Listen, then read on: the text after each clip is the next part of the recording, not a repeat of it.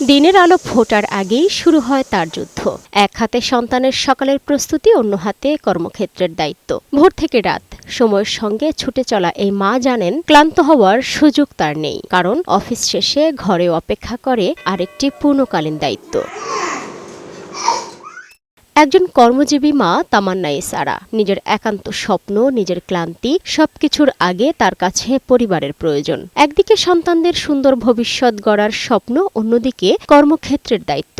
সব সামলে ক্লান্তিহীন জীবন চলছে তার। মাঝে মাঝে হাঁপিয়ে উঠি, কিন্তু যখন বাচ্চাদের সাকসেস আসে, তারপরে অফিসের কাছ থেকে কোনো অ্যাপ্রিসিয়েশন আসে, কারণ আমার কাজের জায়গাটা কাজের জায়গা, বাচ্চাদের জায়গাটা বাচ্চাদের জায়গা, কোনো জায়গাটাই আমি কম্প্রোমাইজ করতে পারবো না। তো অফিসের পারফরমেন্সের উপরে আমাকে ইভ্যালুয়েশন করা হচ্ছে, আবার বাসার পারফরমেন্সের উপরে আমার বাচ্চাদের ডেভেলপমেন্ট ডিপেন্ড করছে।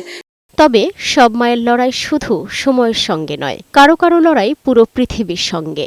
মাত্র ৩০ বছর বয়সী আফসানা জ্যোতি একাই সন্তানের পুরো পৃথিবী, একাই তার আশ্রয়। সন্তানের ছোট্ট হাত ধরে প্রতিদিন নতুন করে শুরু হয় তার জীবনের যুদ্ধ। চারপাশের হাজার প্রশ্নের মাঝেও থামেন না তিনি, কারণ ভেঙে পড়ার সুযোগ তার নেই।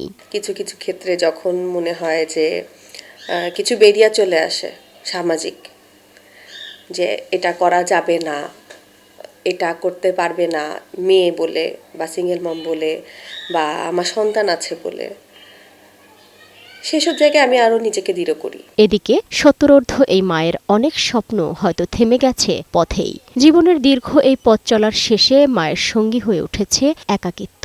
রোদ বৃষ্টি উপেক্ষা করে পথের পাশে বসে থাকা এই মা এখনো খুঁজে ফেরেন বেঁচে থাকার সামান্য অবলম্বন। পারলে খাইলে খাই, নাই পারলে ভাবতে হয়েছে, আর কোনো পথে কিনা বাবা। মায়ের পরিচয় ভিন্ন হতে পারে, কেউ কর্মজীবী, কেউ হয়তো একাই সন্তানের পুরো পৃথিবী, আবার কেউ হয়তো জীবনের শেষ সময়ে এসে লড়ছেন বেঁচে থাকার তাগিদে। তবে তাদের সবার ভেতরের গল্প একটাই, নিঃস্বার্থ ভালোবাসা আর নিরন্তর ত্যাগ। তাই শুধু একটি দিনের শুভেচ্ছা নয়, প্রতিটি দিন হোক মায়ের প্রতি সম্মান, শ্রদ্ধা আর পাশে থাকার প্রতিশ্রুতির। সালমা জাহান মুক্তা, বৈশাখী সংবাদ, ঢাকা।